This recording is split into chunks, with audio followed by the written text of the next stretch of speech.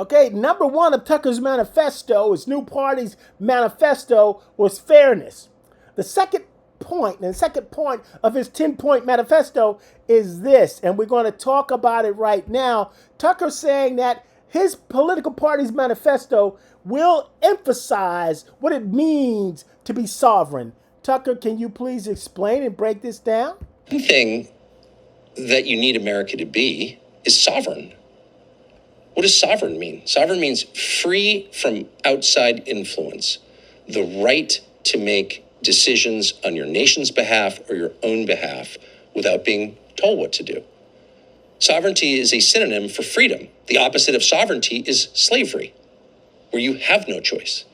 So when your nation is not sovereign, of course, it leads to things like the Iran war, which you do under bribery or threat or both by Israel, which is exactly what happened.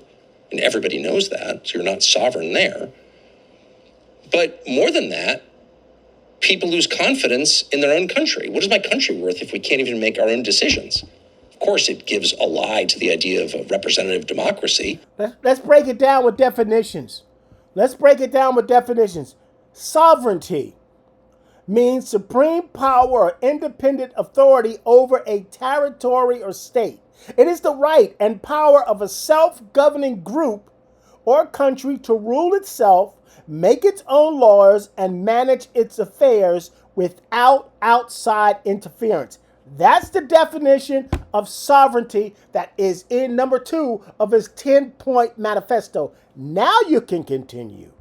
They're not representing me, they're representing the lobbyists, and not just from Israel, by the way, from every big industry in the United States. I got to agree with you on that. America's been bought and sold. And unfortunately, what people don't understand, we have been sold out by the very people we send to Washington, D.C. We send our political leaders there with an idea and a view of what they're going to do to make their constituents better, make our lives better. They get into Washington and they're absorbed into this corrupt goo, or what you may call the swamp, of back deals, bribery, favoritism, gifts, all for the lobbyists and all for the other political action parties to make their lives better. But all the way, they forget what made them get there in the first place. And that comes from the Republicans, and that's the Democrats. But again, when we're talking about a political party that has not given way to the lobbyists, we're talking about the Progressive Party.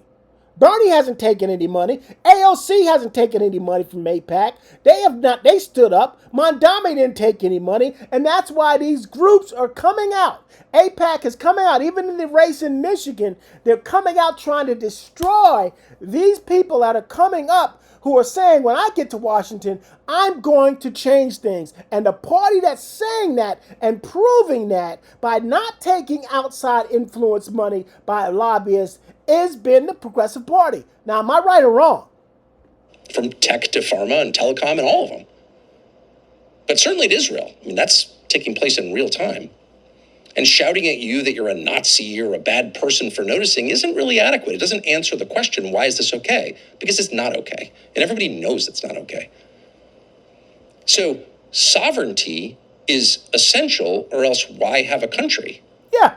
Even a monarchy, maybe especially a monarchy, is sovereign. In fact, the monarch is called the sovereign. Yeah. And that means he gets to make decisions on his own, hopefully with the interest of his people in mind. But certainly in a democracy, it's central to the whole project. Mm-hmm.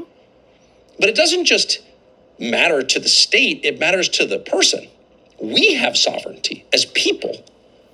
We didn't create our own lives, but we're responsible for them while we're here, despite our many connections to other people. In the end, the promise is a free man gets to make free decisions. You can't be forced, I don't know, to take some experimental medicine you don't want. No one can. You see, again, I like what you're saying, but you're trying to give me some sort of razzmatazz with the words. Right. So again, dovetailing into fairness and now flowing into sovereignty, you must understand that technically a lot of Americans were treated unfairly because we were forced to do things what we didn't want to do. We weren't treated equal. We weren't treated as if we were part of the sovereign experiment, Tucker. So read it right. force you to do that. How could they force you? We were slaves. That means you're not in control. You don't We own weren't in yourself. control. And if you don't own yourself, who does? The white man did. So sovereignty is at the core of the country, of any country, but particularly ours. I will. And it's not just a question of the person's relationship to the government. It's the person's relationship, I don't know, to the banks. How can a sovereign person be underwater in debt? Well, of course you can't. Now, he's got a very good point. Listen. This is a very profound point he's making that I didn't think of before, but he's making a lot of sense about this. Listen up. Because when you owe more than you can immediately repay, you're effectively Owned. by the person to whom you owe the money. Yep. Owned. So debt is an attack on sovereignty. Yes, and it's important to say that. Yes, it is. Because then you have to be fair and give people the mechanisms they need to get out of debt, Tucker. Because a lot of Americans right now are living in debt because of the economy, because of President Trump. And not just President Trump, because of past presidents as well, Republican and Democrat. A lot of us have generational debt. You've heard of generational wealth? Well, a lot of people have generational debt that they're still paying off. We don't own our house. You own me for 30 years until I pay that mortgage off. How long am I going to be in debt or ownership to student loans because I need to help my kids get an education? So we're saying, Tucker, again, I agree with your point about debt and the slavery and the shackles that debt put on people. But you have to understand, just like there's generational wealth, there is generational debt. Tell me if I'm wrong, people. Never does. And so you kind of move around this society and hear people talk about their credit scores if it's a significant measure of something. Got to have a good credit score. What are you really saying? You have to be worthy of losing your sovereignty to a bank, to a moneylender? So debt is, of course. It's crazy way he's saying it, but he's making a lot of sense. If you're not worthy enough with your credit score, then you can't get bought out by a bank, right? But the reality of it is, again, is when we go back to that level of fairness, Tucker, some people don't start out with a great credit score, probably like your children did. And that goes back to, I'm dovetailing again on the unfairness. There has to be some economic pull points. There has to be some educational pull points to pull me up to that level where I can really understand what credit is. I can understand what credit does and how to get it, how to keep it, how to protect it. You have to be fair to flair. This has been noted in previous societies, really since the beginning of time, a form of slavery. You do not have control over your life when you That's a heavy word to use. You're right. At some points, you're right. Debt is a form of slavery, but nothing can and this is the problem that I have with my Jewish brothers. We have so much alike in common in that we both went through that very, very thing. That's the way we were treated. But somehow slavery for the black man is glossed over. It can't be glossed over, Tucker. And while being in debt is a form of slavery, I'm sorry, it doesn't equate to the straps on my back. Money to people, well, of course, it's unavoidable in America unless you're very rich or extremely disciplined beyond what the average person can be expected to maintain. You're going to be in debt. It's hard to do anything without debt. But is that good? No, it's not good. No, it's not good. And that's something that our president said that he was going to take care of. And that's something that presidents past said they were going to try to take care of too. It's not, you're right. America's owned nationally because more foreign nations own America. They own us. They own our highways, our bridges. They own our mountain peaks. But on a lower level, businesses own Americans. The credit card companies own Americans. The mortgage company own Americans. And even when you somehow just find a way to break free of that financial ownership, they find another way to pull you back in. The economy, to pull you back in. There's such a difference, Tucker. For those that grew up with generational wealth, they're above the debt spectrum. They're part of the solution that's keeping me in financial bondage. Do you get that? Why are we participating in this? Why are we accepting this as the natural order? It's the most unnatural thing ever devised. And it's bad. And that's why every major religion acknowledges that it's not just unhelpful, it's sinful. So it might be a good starting place to say that a society organized around debt at the sovereign, at the national level, but on the personal level, is not a healthy society. I agree. Because it enslaves people. And it's interesting that when you do say that, and if you're ever to use the U word, usury, which is lending money at interest, which is banned, has been banned in many countries throughout time because it is bad, even mentioning that puts you on some list, at least in the minds of the people you're talking to, as like a crazy person, if not a dangerous person. That may be the real third rail, is debt. Complaining about debt. I agree. Debt is what cripples most Americans. And here's the crazy thing. More than half of Americans are in debt. And that is irrespective of what job they have or their educational background. It's just that the debt of this nation, the debt that we are carrying, has been passed on to us. And I must say, it's not all of Trump's fault, but he really railed and put us in a worse position personally and as a country that we ever been in by piling on to the national debt and piling on to the American consumer where the tariffs are concerned, to the point now where billions are given back to Walmart, but Walmart's not going to give that money back to me when I wouldn't pay more expensive for their products because of the tariffs. That, Tucker, is unfair. Noting that a 25% interest rate is totally immoral. And by the way, for generations, members of the mafia were put in jail for loaning money at that rate. It's called loan sharking. Look at your credit card. And it was illegal. But suddenly it's common. Yep. That's approaching the average credit card interest rate. Your credit card's in your wallet. If you don't pay every month, we'll charge you that. And not only is it legal, it's more than legal, it's encouraged because your credit rating. And by the way, so distorted is our system that you are penalized under our tax code for not having debt. How does that work? Well, consider your mortgage. Let's say you were to pay off your mortgage. You would have to pay more in taxes every year, which is to say you'd be penalized by the U.S. government for the privilege of not being in debt to a bank. Who thought up that system?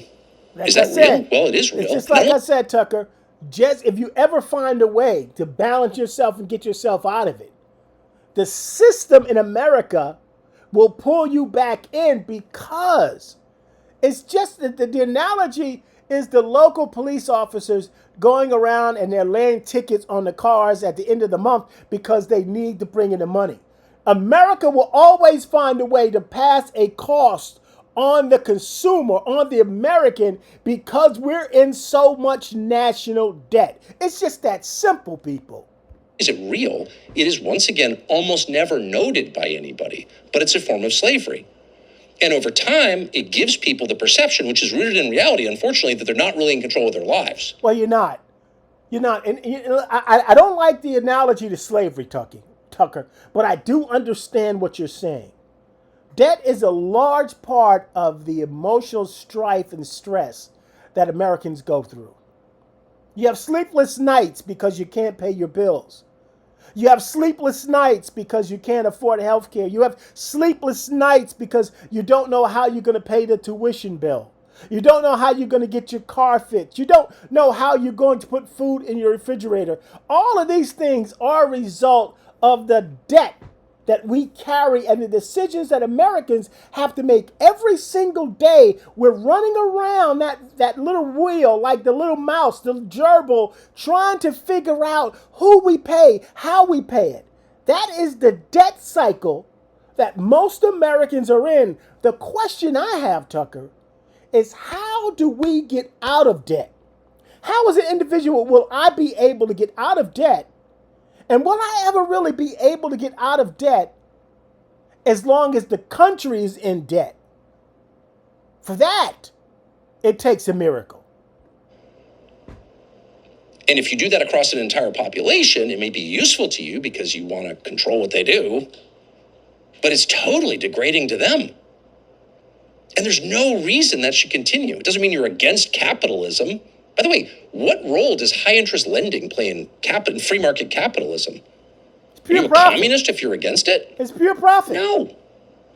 The threat of communism, of course, is not that it's a ineffective economic system. The threat of communism is totalitarian control. Well, let me just say this again. As you're talking about the manifesto for your new party, and as you're bringing up the interest and the unlawful, almost unlawful interest that credit card companies charge American consumers, I've only heard one person talking about this, and her name is Elizabeth Warren. Look her up. She has been championing for lower interest rates for credit card users and Americans for decades, and she's gotten some good results on it, but she has continued to fight for that. So again, Tucker, it seems like the manifesto for your new party is already being executed as part of the Progressive Party. Well, if the entire country and every person in it is so indebted that they can't make free decisions, how is that not totalitarian control? Well, of course it is. It is. So stop with that communist stuff. Debt is a form of slavery. I don't like the word. I understand the principle, but I don't like the word. Okay? Does debt kill? Yes. Does debt take away your freedom and your peace? Yes. Does debt affect generations? Yes. But again, I don't like equating it to slavery, Tucker. I don't like that because it seems to me that you're minimizing slavery. Now, I'm going to say that, and I hope you don't take offense. I hope you don't take offense to that. And our leaders are so invested in it that they'll attack you for noting it. But it's true, and everybody knows it's true. And so it's important to say that the goal is sovereignty. No more foreign lobbyists, none. No more control of the agencies by industry, none. And no more government promotion of debt to high-interest moneylenders. You know what he's saying is beautiful. But just think the magnitude of what he's saying to accomplish that. I really have to be honest, Tucker. If you're talking about getting rid of all those foreign lobbyists, you're talking about a whole new political apparatus that basically most of the Congress and the senators in America need to quit or be moved out. Because most of them are in the pockets of those foreign lobbyists. And I'll say this again, with the exception of the Progressive Party. Tucker, maybe you should become progressive. It's all of a piece. Third. Okay, so now we're going to move on in a second. Now we've talked about sovereignty. Now I want you to really think about it, people. What do you think about the equating between debt and slavery? I understand the point, and he's got valid points to it. I don't understand as an American, how can America be sovereign if the citizens are not sovereign? If we're shackled by debt and America is shackled by debt, neither one of us will ever be free.